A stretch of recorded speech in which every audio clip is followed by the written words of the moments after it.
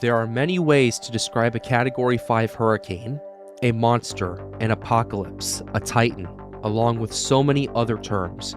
But one term that is not used is forgotten. When you think about Category 5 hurricanes, there are many you can list off the top of your head. Andrew. The eye is just coming ashore there in Cutler Ridge. We have no Miami radar, so we can forget the Miami radar. It fell off the building. Wilma. Hurricane Wilma makes landfall on South Florida. The worst storm of a record-breaking hurricane season, and the 5th hurricane to hit Florida in 19 months. Maria. 150-mile-an-hour winds ripping buildings apart, knocking out power everywhere. All of the electricity is out tonight. People ordered to stay inside until at least tomorrow, amid fears of more massive flooding to come. Dorian.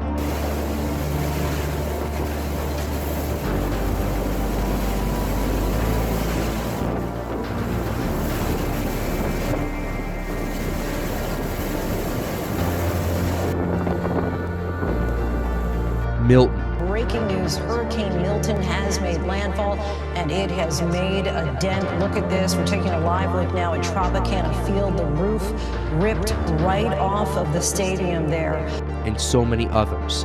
However, there are others that are not as well known, mainly due to them staying out to sea, such as 2019's other Category 5 Titan, Hurricane Lorenzo, and Hurricane Lee in 2023. But it is not nearly as common for a hurricane to develop off the Central American Gyre in the Caribbean Sea, rapidly intensify all the way to land, and make landfall at peak intensity for it to be forgotten so quickly. Yet this is the case presented today. In early October 2018, an area of interest that was tagged in the southwestern Caribbean Sea, with most models only strengthening it to a strong tropical storm or weak hurricane at its absolute worst. Considering the devastation that occurred from Hurricane Florence in the Carolinas, many were more focused on the recovery efforts than another tropical storm brewing. However, this AOI began to pick up strength, first gradually, then rapidly by October 7th, going from tropical depression strength to hurricane strength in 24 hours. The intensification never stopped, and by the morning of October 10th, it defied all expectations and became an extremely dangerous hurricane as it barreled towards the Florida panhandle as the first Category 5 hurricane to make landfall in the continental United States in 26 years. This is the story of Hurricane Michael, the unexpected Category 5. It is coming on shore right now. We are going to see a Category 4 landfall in the month of October in the panhandle of Florida. We have never had a Category 4 make landfall in the panhandle.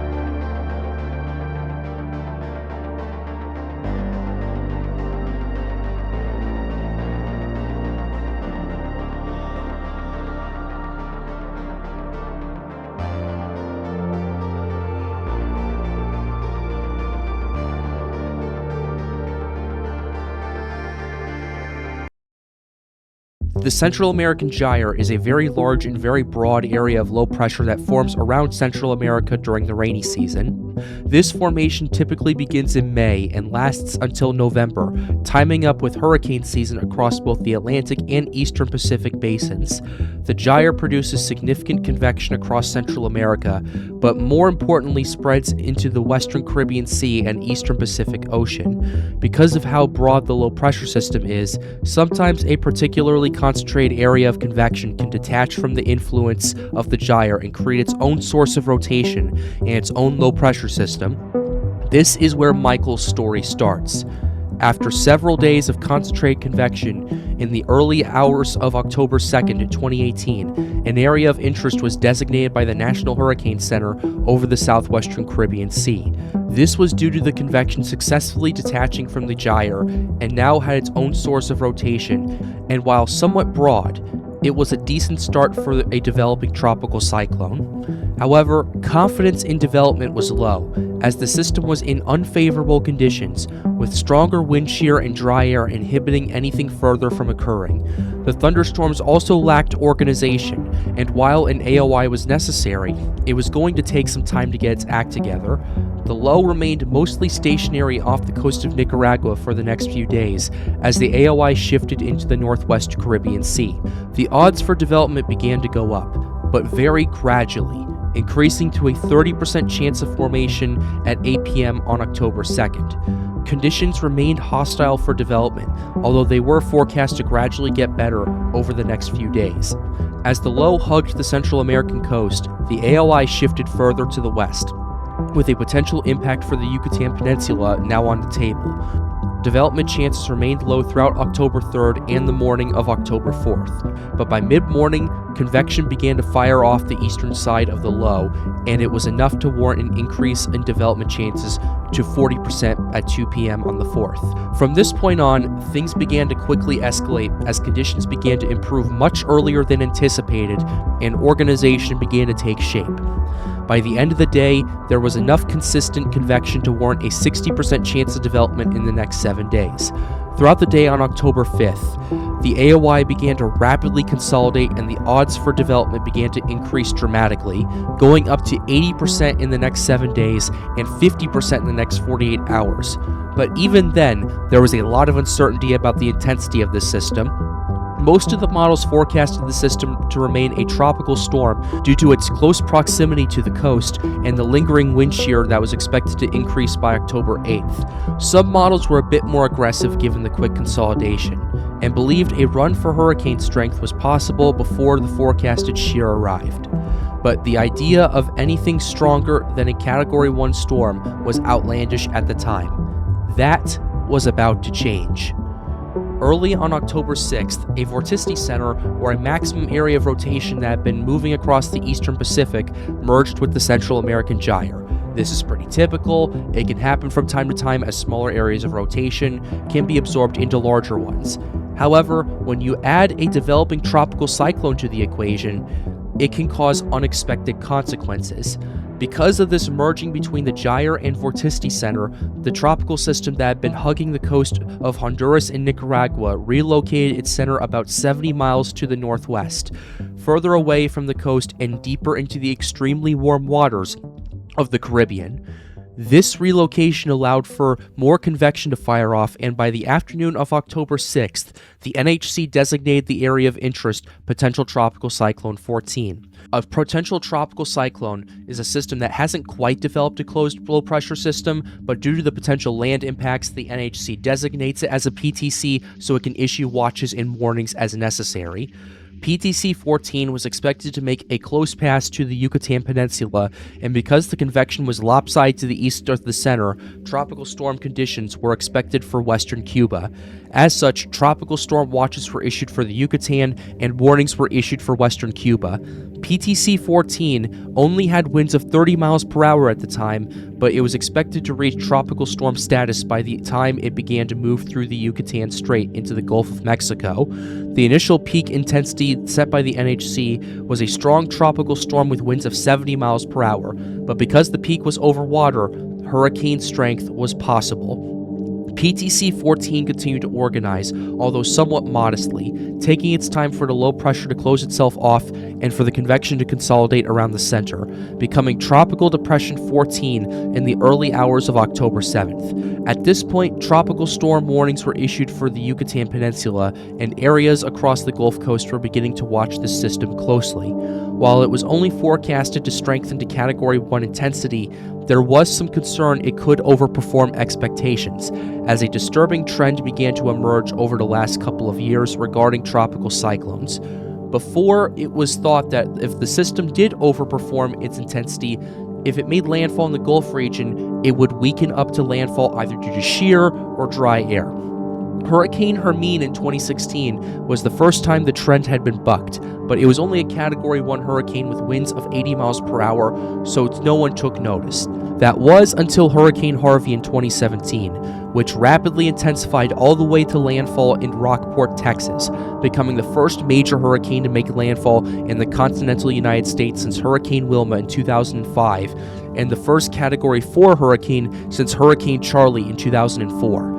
Because of these recent trends, some were concerned that this tropical depression could do the same thing, but even the most aggressive models could not have predicted what was to come. Nearly 8 hours after Tropical Depression 14 formed, satellite data found tropical storm force winds, and 14 was upgraded to Tropical Storm Michael at 11:55 a.m. on October 6th. Hurricane hunters were also on the way to further investigate the developing system as convection began to rapidly organize and the system looked much healthier than anticipated. Michael would begin to rapidly strengthen from the start, with winds quickly increasing to 60 miles per hour by 7 p.m. The wind field also began to spread out quickly, although it remained mostly lopsided to the eastern side of the storm, putting western Cuba in harm's way. At this point, Michael was forecast to strengthen all the way to landfall, with a peak intensity set at Category 2 strength with winds of 100 miles per hour at landfall near Apalachicola Bay in the Florida Panhandle. As Michael continued to intensify, the potential fail-safes that were expected to keep Michael at a weaker intensity were no longer present. The shear was much farther to the east, and Michael was much further to the west than originally expected. This allowed for the lopsided storm's outflow to get caught into the upper-level jet, and allow for the storm to breathe and consolidate better. This is somewhat common for strengthening tropical cyclones, as if the cyclone stays far enough away from the shear but stays close enough for the outflow to get caught into it, you have much better circulation and the ability for a system to rapidly intensify. This is what allowed Michael to go from a 40-mile-per-hour tropical storm to a 75-mile-per-hour Category 1 hurricane in the span of 24 hours. Michael had now shifted slightly toward the east, expecting to make a close pass near the western tip of Cuba. Hurricane warnings were issued in Cuba as a result of this rapidly escalating situation. In Florida, hurricane watches were issued at 4 p.m. on October 8th, from the Alabama-Florida border all the way to the end of the Big Bend region. Michael was at this point an 85-mile-per-hour hurricane and was forecasted to peak as a 120-mile-per-hour Category 3 hurricane in the Gulf before slightly weakening to 115 miles per hour before landfall. Michael was still somewhat lopsided, and while steady progress was made to balance out the western side of the storm, it was not expected to organize very quickly, and it was expected to take another day or so to fully consolidate. However, during the night of October 8th, multiple bursts of explosive convection began to occur across the western side of the storm. This convection quickly rotated around the western side. This allowed for the western structure to rapidly consolidate, and while the hurricane halted its intensification at 90 miles per hour, it was able to trade intensification with organization that would only allow for the storm to continue to explode going forward. After 9 hours of consolidation, Michael strengthened to Category 2 status at 7 a.m. on October 9th as it pulled away from Cuba and moved into the loop current in the Gulf. The loop current is a notorious area for rapid intensification, with several infamous storms exploding over the piping hot and deep waters. Michael was no exception. As it strengthened, Michael was now taking aim at the Florida Panhandle, with Panama City being a potential landfall spot. Michael was still only expected to strengthen to a high-end Category 3 hurricane before making landfall, but as time went on, even that was a major underestimate. Michael became a Category 3 hurricane at 4 p.m., much earlier than forecasted, with almost a day left over some of the best conditions available. Preparations for Michael were underway, but because of the rapid intensification of the storm, many areas were underprepared as the storm kept exceeding expectations. Many areas were preparing for Category 3 strength at most, and Florida's building codes required buildings to be able to sustain wind speeds of up to 115 miles per hour. However, as there were many houses in the Florida Panhandle built before the code went into effect in 1998, they were not as adequately prepared for Michael. There were also several Air Force bases that needed to evacuate planes and personnel from Michael, including Tyndall Air Force Base near Panama City. As the hurricane approached, 11,000 personnel and their families, as well as 38 of the 55 F-22 fighter jets were evacuated from the base, with 17 jets and 93 essential personnel remaining to ride out the storm. These 93 people were in for the storm of their lives as Michael continued to strengthen and approach the Florida Panhandle. At this point, hurricane warnings extended from Mobile, Alabama to north of the Tampa Bay region and as far inland as central Georgia, as states of emergency were declared for Florida and Georgia. Michael became a Category 4 hurricane at 1 a.m. on October 10th, with the outer bands of the storm beginning to come ashore across the Florida Panhandle. It is at this point where Michael's intensification began to accelerate due to water temperatures over 86 degrees Fahrenheit and the lack of any wind shear to stop it. Michael would strengthen to 140 miles per hour 3 hours later, and tropical storm force winds began to come ashore. Storm surge began to impact many areas from Panama City Beach to Port St. Joe, all the way to Apalachicola, where the Apalachicola River began to flow in reverse, pushing water inland and beginning to flood the region. Michael continued to slowly approach the Panhandle, with Panama City looking increasingly likely for a landfall location as it got closer. Michael's impacts began to push further inland as it strengthened to a 150-mile-per-hour hurricane at 10:30 a.m. as hurricane hunters were working around the clock to get the most recent data and found Michael still strengthening. Around the same time, Michael's track began to shift a few degrees to the east, away from Panama City, but to one community that would be ground zero, with its residents in for a horrific nightmare not seen before: Mexico Beach. Mexico Beach is a small town along the Emerald Coast of Florida with a local population of around 1,000 people, but because of the proximity to the coast, it was an ideal place for tourism, with thousands of people coming to the town for vacations each year. Mexico Beach was also a town where a lot of older buildings built before the Florida hurricane codes went into effect, and this would be a very critical and bone-chilling detail. Mexico Beach was also very close to the coast, and only 13 feet above sea level at its highest point, making it an extremely vulnerable community to hurricanes. The only other hurricane to make a direct impact to Mexico Beach in recorded history before Michael was Hurricane Kate in 1985, as a Category 2 hurricane which resulted in moderate damage along the coastline. This is important context to give considering what is about to happen here. In a community that was in an extremely vulnerable position for hurricanes, little experience from previous landfalls, and many buildings built before Florida's hurricane codes went into effect. When Michael turned towards the east, it made a beeline straight to Mexico Beach, with hurricane force winds beginning to impact the area by 10 a.m., while Michael was still rapidly strengthening. At Tyndall Air Force Base, the winds began to rapidly escalate as hurricane force winds arrived there by 11 a.m., and only intensified from there. The eyewall began to come ashore just before 12 p.m., and all hell began to break loose. In Mexico Beach, intense winds began to tear apart many homes further inland, first by the roofs, and then the exterior walls began to cave in. Storm surge also began to rush across the community, ripping entire homes off their foundations as 14 feet of storm surge hammered the community and began to wash away entire blocks of Mexico Beach. Residents there were stuck between a rock and a hard place, as they needed to avoid the rapidly rising water while staying sheltered from the extreme winds. With many in one-story buildings, it was a horrific experience. At Tyndall Air Force Base, tornado-like winds began to tear apart the buildings piece by piece. The hangars that housed the F-22s were completely decimated, with the main building everyone was sheltering in getting torn apart by the seams from the winds. While this was happening, winds were discovered by staff from their anemometers, as well as the destruction of the hangars designed to withstand a major hurricane landfall that were over 160 miles per hour, making Michael a Category 5 hurricane as it came ashore. Operationally, though, Michael was a 155-mile-per-hour Category 4 hurricane when it made landfall shortly before 1 p.m. on October 10, 2018. However, the winds discovered at Tyndall, as well as the reconstruction of Hurricane Hunter data, resulted in Michael getting upgraded to Category 5 strength when the postseason analysis completed in April 2019. This made Michael the first Category 5 hurricane to make landfall in the continental United States since Hurricane Andrew in 1992, and the first Cat 5 to ever make landfall in the Florida Panhandle in recorded history. The minimum central pressure was 919 millibars, making it the third most intense tropical cyclone U.S. landfall after the 1935 Labor Day hurricane and Hurricanes Camille in 1969. Michael began to quickly move inland as the Florida Panhandle was decimated by these winds and storm surge began to weaken due to land interaction.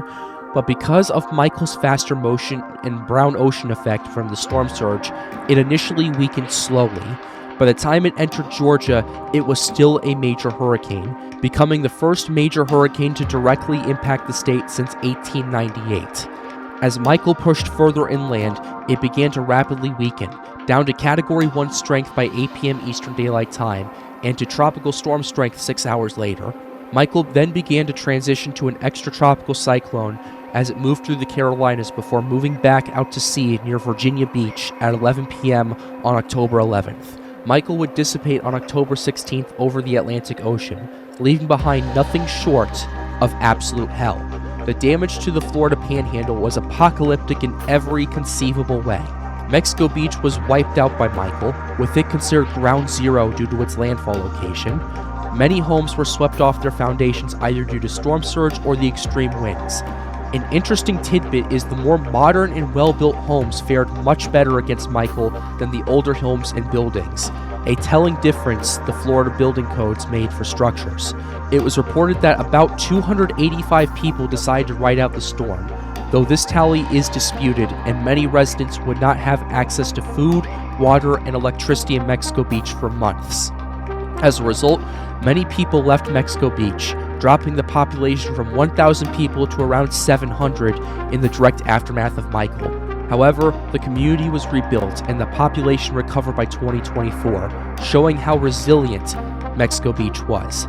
This community now has buildings that go by Florida's building codes and will undoubtedly fare much better the next time a significant hurricane strikes. Tyndall Air Force Base also suffered apocalyptic damage from Michael, with the entire base rendered unlivable. The 17 F-22s that were left behind were significantly damaged by Michael, although they were eventually repaired and returned to operation in the coming months. The hangars designed to survive a major hurricane landfall were destroyed, and other facilities were completely decimated by the storm. If you took a look at the base before and after Michael, it would look like a bomb went off and destroyed the area, showcasing the destructive power of a Category 5 Titan. No one was killed at Tyndall, but there were several injuries reported nonetheless, with $4.7 billion in damage done to the base alone. Across the coast, Michael's caused significant beach erosion, wiping out roads, bridges, and other vital infrastructure that hampered recovery efforts. If you looked at before and after images of the Forgotten Coast, you will see major changes to the landscape, with Cape San Blas standing out.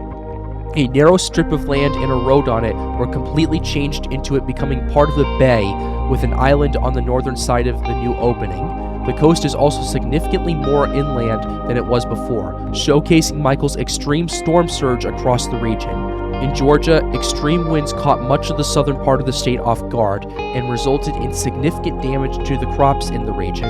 What was projected to be a record harvest of cotton and other cash crops were completely decimated by Michael due to winds and flash flooding, resulting in up to $3 billion in losses. Hundreds of thousands of people lost power from Michael as the region began to recover, with many cash crops not being able to recover their projected 2018 totals. In total, 59 people were killed in the United States, with $25.5 billion in damage occurring, the vast majority of it in Florida. Michael would be retired at the World Meteorological Conference in March 2019, with Category 5 winds confirmed in April 2019 after a thorough postseason analysis. There are several reasons why Michael is known as the Forgotten Category 5 hurricane. One is that it was not officially won until 6 months after the storm, and another is due to the location it impacted on the Florida Panhandle. But Michael will not be forgotten by the people who rode out this historic storm, and should not be forgotten by the wider community for the lessons that can be learned from this catastrophe. It taught us the undoubted effectiveness of Florida's building codes, as many older buildings were wiped out while the newer ones were still standing and structurally sound. It also taught us that no matter the odds, history can still be made, as it became the first Category 5 hurricane to make landfall in the Florida Panhandle. It also taught us that models are one thing, but real-time conditions are the key to look out for. Yes, some models can say it will be a moderate storm, but when you look at the conditions, they tell a different story. While many thought Michael would be a once-in-a-lifetime event, especially as it rapidly intensified all the way to land. Unfortunately, it would only be the prelude to something far more sinister in years to come. But that is a story for another time. Hurricane Michael was the unexpected Category 5 hurricane due to its intensification, impacts to those affected by it, and for defying the odds in the scariest way imaginable.